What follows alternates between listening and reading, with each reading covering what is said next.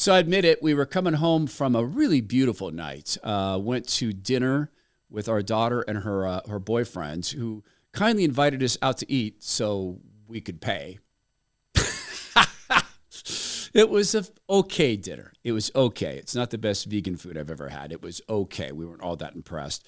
We then went to a Catholic church, Lady of Our Lords, in Spokane, Washington, and had just an enormously beautiful time listening to choral music. It was good, 45 minutes long, just a beautiful presentation. It was a requiem for the dead. And I'm forgetting the name of the composer, my bad. But I confess this, while we were driving home, I asked my wife to get me the Tyson Jake Paul results. Because I'd said on the program before, and if you've seen the full show I did on this, I didn't want to watch because I realized I wanted Mike Tyson to really hurt Jake Paul. And that's not a very Christian belief. I mean, it wasn't a fight I wanted to watch. I wanted to watch a beatdown. And instead I learned, of course, that Netflix was incapable of streaming this to 80 million people, that it was buffering all the time. I learned that Mike Tyson's bare bottom appeared on the screen in a moment of non-buffering. For some reason, that came through very clearly. And then I learned that Jake Paul probably could have knocked Mike Tyson out. So the grand illusion was stripped away. Tyson on Twitter said that he had just about died in June, had 8 blood transfusions, and had lost 25 pounds. So getting into the ring was victory in and of itself. From the tiny little bits of clips I've seen, I'm deeply worried that Mike Tyson's probably been neurologically damaged. And with as many fights as he was in, why wouldn't he be? So it was a stripping away of illusion. And like a lot of people, maybe people my age, I was hoping that all those TikTok videos I saw of Mike Tyson showing enormous power, frightening power, was true for us 57-year-old men. But they were all 20 seconds in length, and they were never extended footage. And I worry that Mike Tyson probably laid down between those filmings. So why am I comparing this to the Mockingbird media? Because there's another stripping of illusion. Praise God, it's finally time that we're seeing this. And that knockout punch may well come from RFK Jr., who I don't think will back off the way I think Jake Paul backed off of Mike Tyson. When I watched Mike, and particularly the way he was walking into the ring from the short clips I've seen, he didn't look good when he was walking. He didn't look good walking the ring. His legs looked weak, and he looked unstable. And this can happen to people. Clearly, Mike has had a whole bunch of people beaten on his head for a whole number of years. You might be in a job where you've been beaten up, and you might have, for instance, absolutely devastating damage to your lower back, sometimes your shoulders, and it might seem that the only thing that you can do is either numb the pain or go face a series of surgeries. And I'm here to tell you that might be true. You might have to have those surgeries. You might have to numb that pain. But what if that's not true? What if a quick flight down to Puerto Vallarta, Mexico, down to a beautiful all-inclusive resort called Paradise Village, what if a 3 to 5 day stay on the beach, having great food, and one shot, one injection of ethically gathered stem cells from umbilical cords and placentas only, a strain that's never touched the mRNA, what if that could heal you? It might be able to. Now, it's not just the shots. They put you in hyperbaric chambers. They have AZT infusions.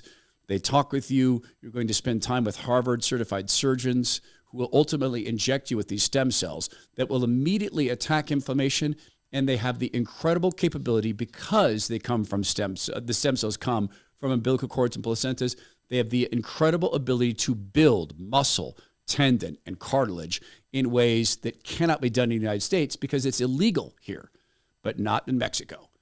Go check them out, and they'll check you out. It's renew.healthcare, RENUE.healthcare. They'll give you thumbs up, thumbs down. They don't do maybe. If it's maybe, they'd rather not have you spend the money. If it's yes, they'll get you down there and get you worked up. It's RENUE, renew.healthcare. So the stripping away of the Mockingbird media, courtesy of RFK Jr. just existing, is a thing to behold. This is from the New York Times fact check. We played last week a video of RFK Jr. with a whole bunch of so-called food. One of the alleged food items in front of which he was standing was Fruit Loops. Remember that? And here's the New York Times. Listen to this.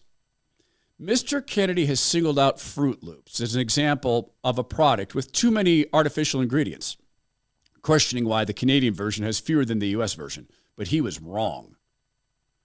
The ingredients list is roughly the same, although Canada's has natural colorings made from blueberries and carrots, while the U.S. product contains red dye 40, yellow 5, and blue 1, as well as butylated hydroxytoluene, or BHT, a lab-made chemical that is used for freshness, according to the ingredients label. Let's read that again.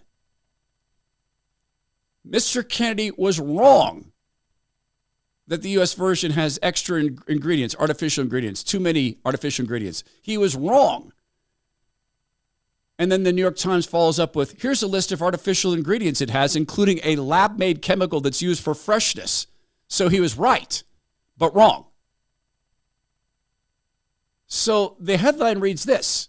In other words, if they were truthful, RFK Jr. is exactly right about Fruit Loops, but we want you to believe he's wrong. The stripping away of what the Mockingbird media is becoming more and more hard to hide. This is from CNN. Doctors say RFK Jr.'s anti-Ozempic stance perpetuates stigma and misrepresents evidence. So RFK Jr.'s stance on Ozempic is what?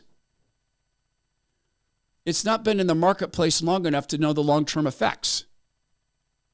We should not be turning to drugs to drop fat from our bodies. We should not normalize eating at obesity levels and turning around and taking a drug so that eating at obesity levels doesn't make us obese. That's his stance. It perpetuates stigma to say to people who are grossly overweight, which can lead to utterly miserable lives.